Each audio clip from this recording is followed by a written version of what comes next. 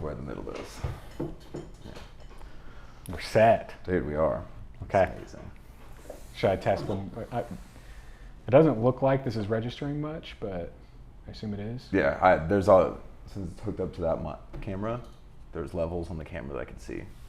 Because we each set it up. Oh, you were looking at the camera to make sure that the level's on this. Yeah, I because what see. it has is 2 channels come out of that, a left and a right, and we're each on one channel. So I can see to make sure that we're each talking. I see, and left and right on the mic too. Yeah. All right, cool. Okay, back to where I was. So. I'm glad you remember because I was just like, dang it, where were we? I do. So, Phil's buddy Doug, who passed away. Yeah. Doug worked for a research group. They built databases. That's what they've done since like the 60s. Like they are professional database builders. Okay. His research group built, so they had the hierarchical database, which was like IBM. Then they had the relational database, which was like what Oracle came out with. That's what we think of when we think of Excel and stuff. Doug built what was called a interpretive database. And it was hard for Phil to explain to me how it worked. But conceptually what it was a database that would optimize AI training. And he built this in like the 70s. Okay, their research group built it. They tried to sell it to everybody. They tried to get it out there. They couldn't sell it. And because of that, the world never saw it. And I was talking to Phil about this idea of like, man, if you had distribution, like there's so many good ideas out there, distribution is key. And that was the first thing he brought up. He was like, yeah, Doug, like the world would have been different today if they were able to get that product out. Wow. But they couldn't. Did no one understand it? Did they not see I guess if they don't understand it, they don't see the value. For sure. And I guess it works vice versa. They don't see the value because they don't understand it. I'm wondering what was missing. I guess like if you built the database, like I guess computers weren't that relevant then. You know, no one had a phone in their pocket. No one even had a computer at home at that point. Yeah, that's true. Only people that had it was like governments. The wrong people. So there's it's a right place, right time thing, right? You could be selling to the wrong market. Here's a great example. The CRM we talked about, right? Yeah. The automating input to a CRM. Tech companies, tech salesmen use their CRMs. Yeah. I don't know why. Well, I kind of know why because they eat the dog food. It's tech. They drink the Kool-Aid. Right? They eat their own cooking. Yeah. They use their CRMs. The people that don't use CRMs are real estate agents, mortgage brokers, financial advisors, people who don't give a damn about tech anyway, right? So let's say you build a really cool CRM tool, something that's going to help increase the percentage of people that are using a CRM. If your only connections and the only people you're trying to sell it to, because it's the only way you can get your foot in the door, are tech companies, it's never going to make it. Even if it's the best product, if you take it, distribution has so many strategies, right? It's not just about being valuable. It's about being valuable for the right person at the right time. And so, yeah, if they were selling that product to the government's like, we don't need AI. We're still doing the whatever dot programming and through our IBM machines. I mean, they already knew everything too, compared to like, no big tech companies existed. Yeah, no exactly. Other way to mass surveil people. They're Yeah, like, I think we got this covered. exactly. And I don't think databases were big enough at that time yet, right? Wow. So now, right now, that database system can't be built. Why? Well, he sat on it for 50 years, and then he died, and now nobody knows databases. So here the problem compounds. Okay, so in the late 90s, early 2000s, we come up with different protocols, internet protocols, that allow for the creation of APIs. Okay, so the shift begins where people are no longer building their own database and management systems, their own databases. They are just utilizing databases that other people have built to build products, right? And that compounds for a long time. Phil taught database management, database system development, things like that at UT. In 2018, the UT dean of, or whatever, chair of computer science called him in and said, hey, Phil, nobody's teaching databases anymore. They don't matter, right? And so in 2018 he got canned. They're like, we don't do this anymore, right? That's not a thing. And so now we live in an age where people don't even know how to construct databases appropriately. So that tool will never get built, literally never get built. Now we have a monopoly of databases. Not because we don't need it, because we don't know we need it. Yes, exactly. And what's even crazier is I think there's a lobbying system that exists here where capitalism takes a hold because, and maybe it takes a hold naturally and there's not a nefarious direct financing of this, but we have a monopoly of databases. Google, Amazon, Facebook, right? They have the giant databases, and all of these tools are built by just connecting their APIs, right? Adding, reading, writing, deleting, copying, whatever off of their APIs. That is who's hiring everybody out of school, right? So there's no incentive, financial incentive in any way to try and learn to build your own database. And I think that creates the competitive advantage for those who do own databases and do manage large databases. Yeah. And I think that there's probably some weird connection between so the first school to stop doing database teaching was Stanford. And Oracle, they usually lead this stuff. And Oracle, so they led into the API space. That's what I'm saying. So Oracle, Phil was telling me, even as early as 2007, Oracle hired Phil from Bell Labs to fly to Stanford and try and convince them that databases were still important because they stopped teaching databases. So Oracle had a financial incentive to continue training people at Stanford to build databases because that's what Oracle's all about. You know what I mean? So these companies are using their money and their sway to determine what's taught in software engineering courses. And then they're using that, I think now they're using that to monopolize their position. Now all you can do is just use their databases, API to their databases. You can't build your own. So it stopped being about making lives better, or Google. I guess Google's mission is it's give access to information in the world to everyone. Yeah. I guess it still aligns with that maybe. I think it's just don't be evil now. Yeah. Right? And that's what it is now. Basically. So, dang, this makes me think about, there's a really great point I was going to get to. Databases, the importance. Oh, okay. So this guy, I'm gonna look him up on LinkedIn real quick because I forget his name. Company MarsX, and he posts some really good stuff. One of them was about this very subject, where I'm gonna pull it up so that way we can read it and be like, oh. And it goes back to do people know they need to do this, and will they be incentivized enough? But he talks. That's it. They're so short-sighted. John Rush, look at that. He came up right immediately. John, are you listening? Okay. So the future, open source and co-ownership. Why? Transparency of software and algorithms is a must. Future product feedback is a pull request. Enough upvotes, it's accepted. Open source equals democracy. Next step, contributors get revenue share. It's in progress. The whole society right now has missed out on a huge opportunity where it's we've actually given all these big tech companies the power that they have in these database sets for free. Yeah. And it's, for the most part, that's what they've made their most money on, is the data we've given. Great margins on free. Oh, yeah. And everyone is if it's free, then you're the product. It's well, people didn't know that. There was no reason in the past for us to ever understand that concept or learn it. But now that we know it, it's do we have the time, the bandwidth, or the incentive to go out and take ownership of the data, or at least have some stake in whatever these new databases are? Yep. How do you create that? How do you make that? That's tough. That's the question. That's tough. John believes in it. I can't remember everything else John says, but he believes in that. He does believe that's the future, and they're a pretty fast growing company. It's not mistaken. It's interesting that they're growing, that they're fast growing, because I think the problem exists in that it's the future of the world depends on software engineers, right? I think I've said this before, you've heard me say this before, that our future depends on the laziness of software engineers. How lazy are they, right? How much easier is it to build something, make money on a database that already exists, that's super easy, super seamless, you can do it in 3 weeks to a month, have something up and running, versus constructing a whole new database yourself, debugging, solving problems, getting out of holes. That those holes have already been solved with the big databases. You can just get on Stack Overflow and find an answer to your problem in 5 seconds. Yeah. So it's how lazy are they? I can't measure that. You can't.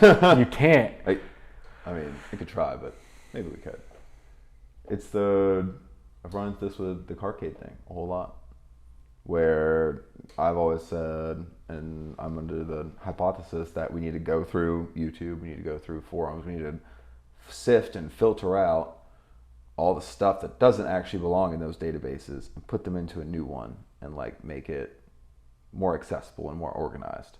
To a more valuable database. And create more value out of it. Yeah. The challenge is like, okay, if it's going to be more valuable, is it more valuable enough to pay off and incentivize all the people that are going to do the work along the way? That's the hard part. Yeah. No one can quantify that right now because we're like, we've never done that. Mm-hmm. It hasn't been done. You got to take the risk. And all these big companies, they're like, we already have access. It's so easy. Mm-hmm. I can pull all the year models of vehicles from one place. I can go to YouTube and sit around for a couple hours and find the thing I need to, and then I can read 19 forums and get to the answer I need. And we're like, that's the standard. That's fine. I used to have to go buy a manual from a store, and it might not tell me exactly what I need to know to fix my car. And so we're like, it's already so much better. And it's like, okay, we got better, but we also create a lot more problems. Yeah, and a lot more room for error. A lot more room for error. Yeah. So that's interesting. I think these systems get embedded too, which is the problem. Right? It's the Lindy effect, which we've talked about before, right? The longer something has existed, as long as it's not a person, right? As long as it's not an individual or something. Oh yeah, the more likely it is to continue. The more likely it is to continue to exist, yeah. Right? And my favorite example is the IBM hierarchical database system, right? The idea that you have a database system where it is like a file tree in a computer system. There's company, departments underneath that, maybe sub-departments, then employees or whatever, right? And then you have data on the employees underneath that. Hierarchical. It's like a CRM. Terrible database system, okay? This database system was, like, conceptually, people our age can't fathom what it is because it was before Excel with rows and columns. So rows and columns is a relational database. That's what Phil helped invent at Bell Labs, was the relational database, which built Oracle. Wow. The relational database was an answer to the hierarchical database, because in the relational database, if you want to pull a piece of data, there's an index. You go to column H, row 3, you have the data. In a hierarchical database, you have to call the entire file tree all the way to the piece of data that you want, and then go again, right? Very inefficient computationally, very inefficient. If you don't know the path, very inefficient. You can't create new paths. Makes me wonder if like the rotary phone was developed off something similar. Probably. You have to go back to the beginning. So it was. You're exactly right. It was, and this is where it gets to. This is what's crazy. The answer is yes. And IBM was so dominant with the hierarchical database. It was the first database system that existed. It was the enterprise database. We're talking in the 60s and 70s. They established that database in all the big companies we have today. Airlines, phones. I've seen them. Them. Airlines, phones, banking. Did you know that Deutsche Bank still runs on IBM's ISM hierarchical database system? Built forever ago. Like black and green screen, like. And the problem is, yeah, like written in what was the code? I don't remember what the code is. You would recognize it if I said it. Like old coding language that was built for IBM's ISM. But it's so ingrained in the enterprise, and there's no change in the way we're doing transactions, right? We have all this fight on like blockchain is going to change, we do transactions. In the banking system, the way transactions are cleared and processed, it's through the hierarchical database, slow as hell. There's all kinds of bug fixes and patches that have happened over time. It is so big, so large, so entrenched, you are not going to shut down the bank to completely rewrite the system. Yeah. You aren't. So it will survive for the rest of time. An inefficient system. So these things get entrenched, man. If you don't move fast and change it, it stays. I hear you. And I feel like that's where we're at. That's where we've been for many years. It is. Where the systems are Yeah. Wow. It's scary. It's scary. It's like railroads. It's scary. I also find it exciting. I'm like, ooh, how do you break the thing that can't break? It's like, I it's like how you take on know. the giant, you know? I know. So that sounds fun. And also you're like, where do I start? Yep. So I've been in airplane manufacturers. Yeah. I've been in giant telcos. Yeah. I've seen how they do it. You're not wrong at all. Like, I've literally been there on the ground with them being like, I can't believe this is real. wow, guys, this is really how you do this? And they're like, yeah. Yep. It works. It's the Too late to standard. change it. Yeah. It's too late to change leadership's mind. Yeah. Is it too late to change the follower's mind? Maybe, maybe not. You have to be educated. This is so let's talk about railroads, right? Railroad companies, a lot of the railroads have existed since the freaking 1870s, dude. Like, they're about as old as the country. Yeah. Railroads have been around forever, Yeah. right? We still use the same railroad tracks, the same routes that we used back then. Nowadays, we're smarter. We know you have probability measurements of the likelihood that a train is going to derail on certain parts of your rail. You know it's going to happen. Like, you can know for certainty or whatever, right? You're aware. We understand it. That's a flaw in the system, but it is so expensive to rebuild it that you would rather just keep what you have. And that's why the railroads have the most entrenched monopoly in the entire world. Nobody is going to pay the $1 trillion it takes to rebuild the railroad system. Gosh, the parallel to life that you're just talking about. Where it's like there's some things that are broken and we're just like, we can wait The ruts, man. 6 more paychecks, or I can just deal with that.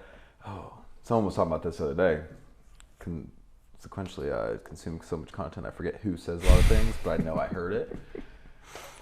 And they were talking about how if things, like it's like pain management. If something's just painful enough that if it doesn't hit that 8, 9, or 10 level, I'll just deal with it. Yeah. Just let it go. Things like hangovers. You know, Like, don't take medicine or anything for it. You just write it out. You just if a hangover, anytime you ever got a hangover was a 9, do you think as many people would drink the way they do? Heck no. No, it's like, thankfully, they come out like 4 or 5s, and it's like I see. As a society and as a species, we've developed this tolerance for like a level of pain, which helps us in some places and then it hinders us in others. Yeah, it's not so bad that it keeps us from the fun of going out and drinking. Yeah, so it's like I'm grateful for that, because there's also some positions I can't influence at all. Yeah. And I just have to be subject to whatever's coming to me. And so then it's like, yeah, okay, I got to deal with that. I have to take that 5 or that 6 pain management. If it's an 8 though, or it's a 9, I'm going to start telling people about it. I'm going to start going out. I'm going to start asking for help. I'm going to get on my knees. I'm going to beg. I'm going to be like, please change this. You could call it DAD with 2 Ds, Dylan against drunk dudes.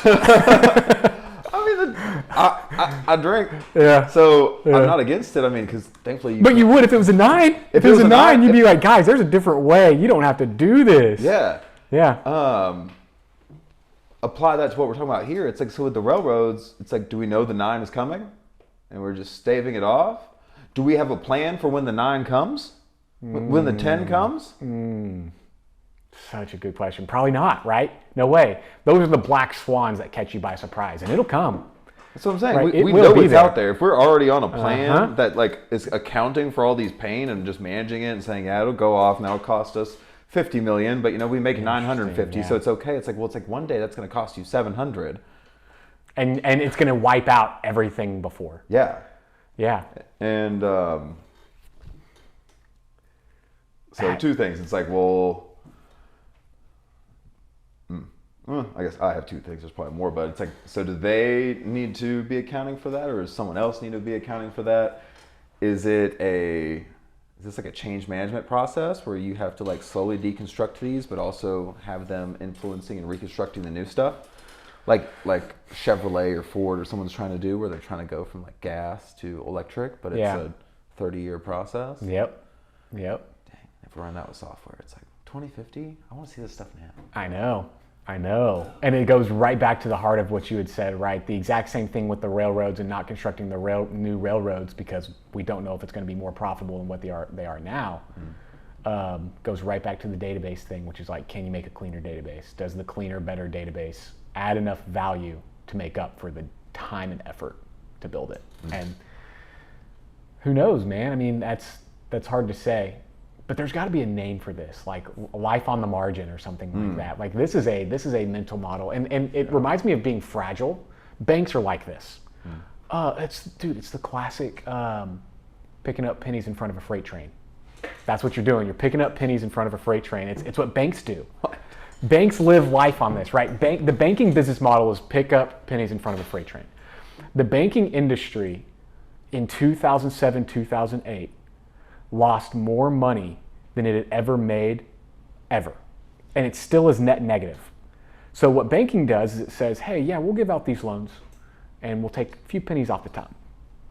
And they know, right? A few defaults here and there, yeah, that hurts. That's the hangover. That's a 5, right? And we're gonna keep giving out loans because we love picking up the pennies, right? But the freight train's coming. And every time the freight train comes, completely wipes them out. And for some reason, there's something in human nature that just loves doing it again. Let's do it again. Pennies in front of a freight train, man. That's what all these companies are doing.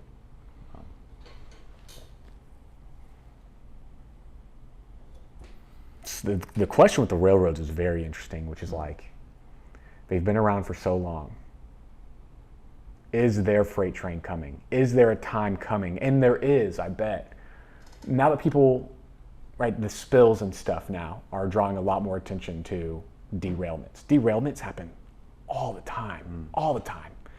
But now people see it. And so there's a storm of brewing, maybe.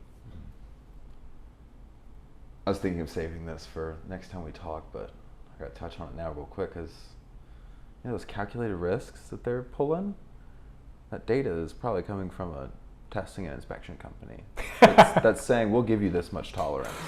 Yeah, probably. We'll give you this much leeway. You're allowed to have this much. And they're like, oh, wait, this is happening across all the railroads? Well, we'll go back to regulatory bodies and we'll just change the tolerance. They do the same thing in aviation.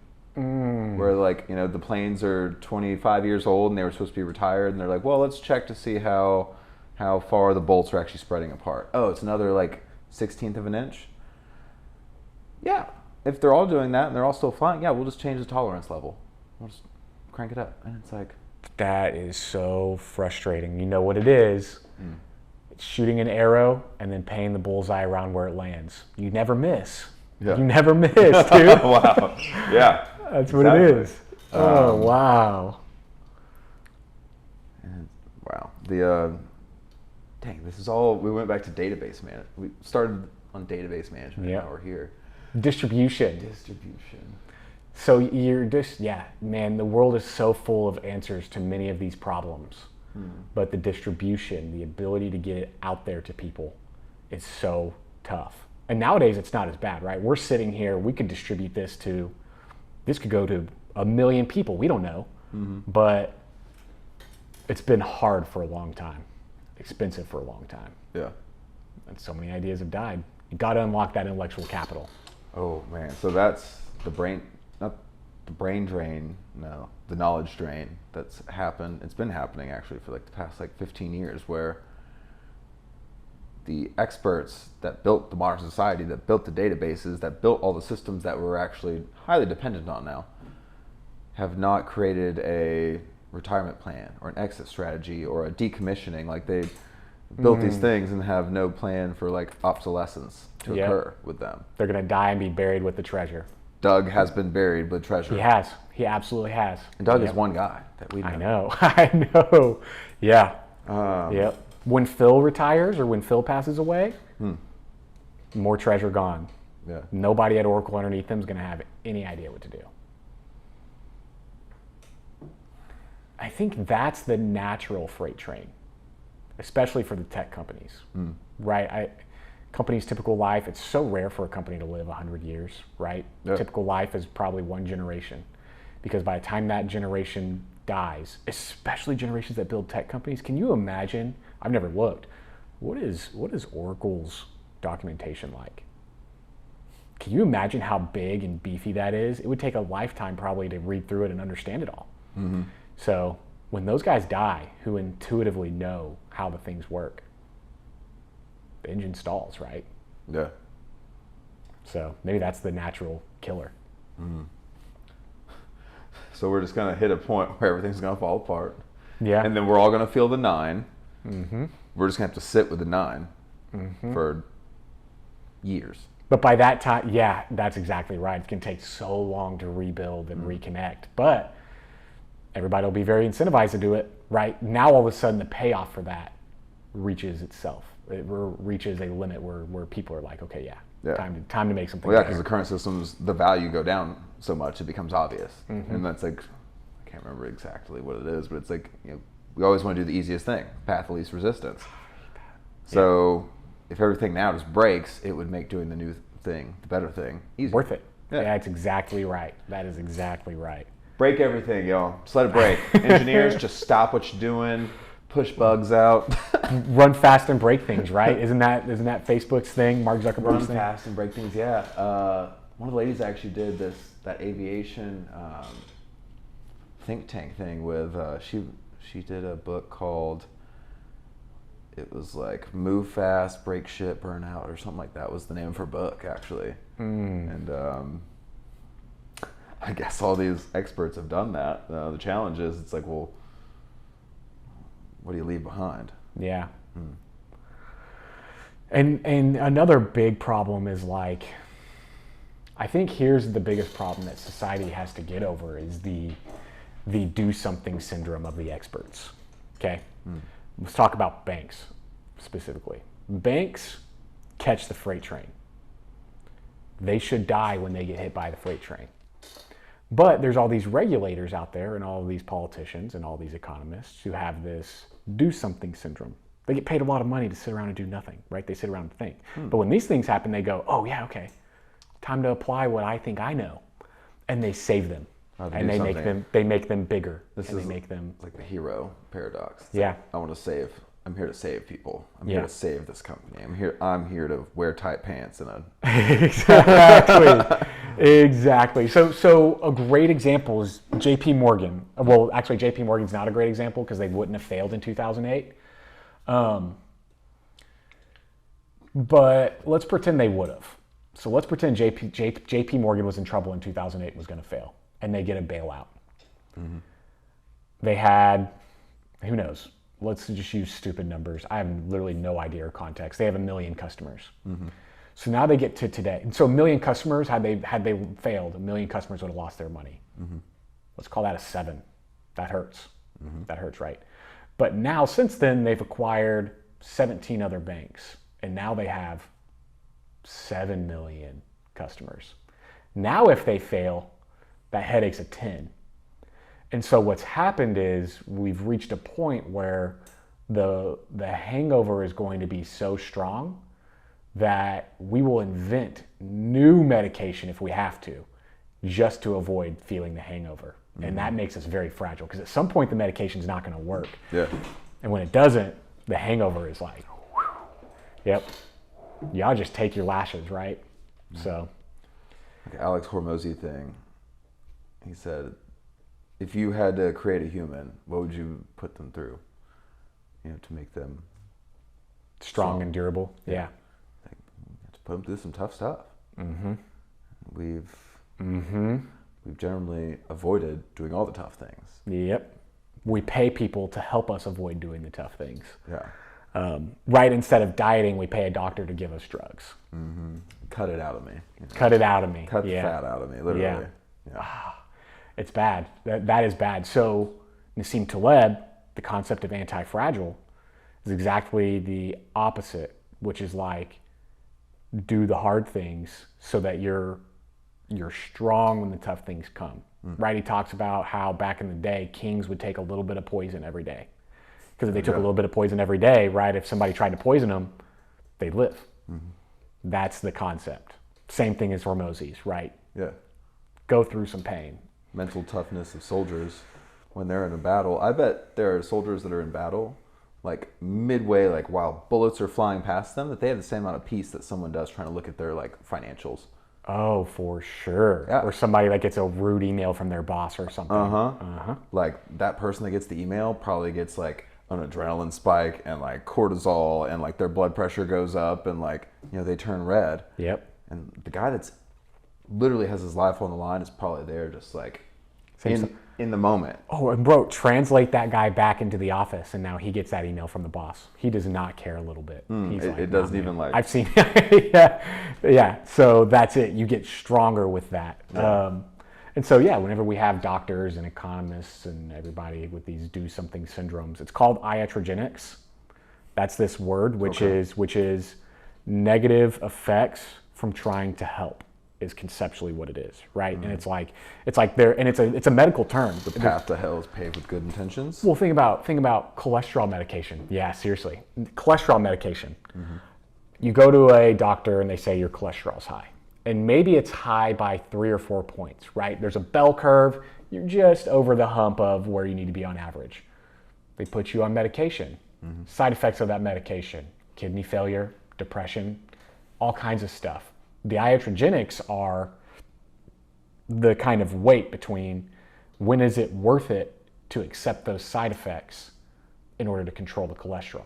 And doctors most of the time don't care about it. They're like, oh no, here's some drugs. Or, you know, they're incentivized to get those drugs out there. So they're like, yeah, sure, go ahead. Yeah. So there's a lot of that out there where doctors are exposing us to bad things that do not outweigh the positives of it. So do economists. That's what banks do. It's everywhere, dude. It's everywhere all around us. It's what these databases are doing. Not teaching database management, all that stuff. So, wow. Anyway.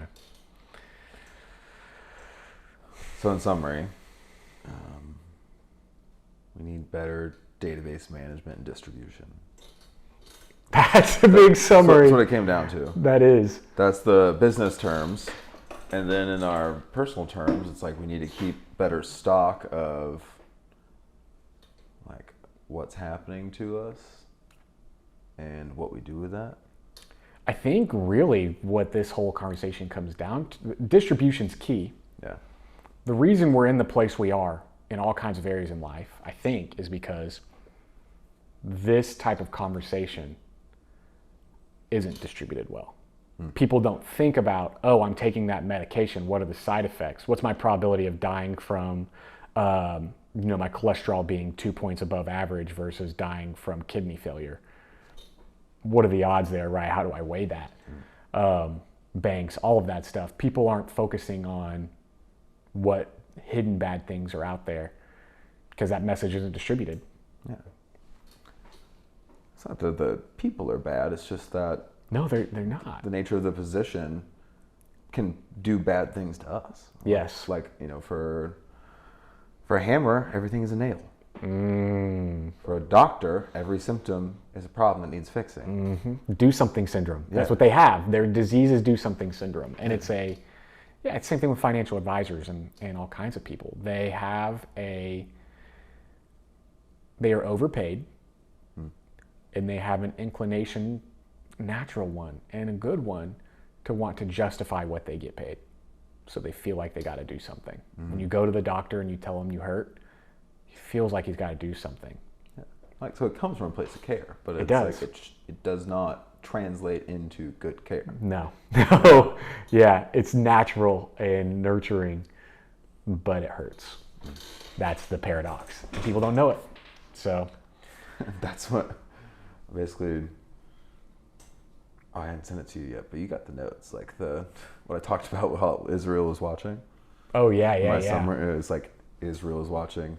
Forget that Israel is watching. Do what God says. And that's it. It's with doctors and everyone else. It's like they think that everyone needs to get something from them, or like they need to prove like their worth by like saving these people or doing these things. And it's like, no, you just need to do what needs to be done. And like, just because someone comes to you for help doesn't mean that like you're the person to give them help. That's it. Like, that is it. There's like an actor, like a wannabe liked, or like a superhero, like that complex. Yeah. Yeah. Dude, that's so true. And that's what gets people in trouble. Mm-hmm. That's it. Good intentions gone bad. Would you say the path to hell is paved with good intentions? Mm-hmm. Yeah. Mm-hmm. Man. Okay.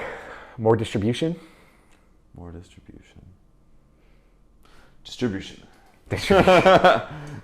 This conversation will make it outside this room. There we go. I love it. Increased distribution. Till next week. Yeah.